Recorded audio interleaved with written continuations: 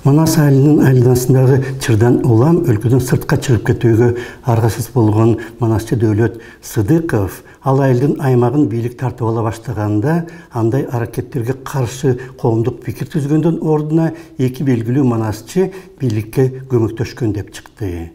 Өздөн чыккан жат деген ошол. Кыргыздар кыргыз деп мактанабыз, бирок кыргызды кыргыз кылган Манасты азыр коргой албаган абалдабыз. Советтик мезгилде Манас эпосу басмырланып, жок болуп кетер болгондо, ошол кездеги илимпоздор тикесинен тик туруп Манас эпосун коргоп калган. Азыр болсо Манасты динчилерден коргоп жаткан Гүлзат Алиева сыяктуу окумуштуулар соттолуп жатат.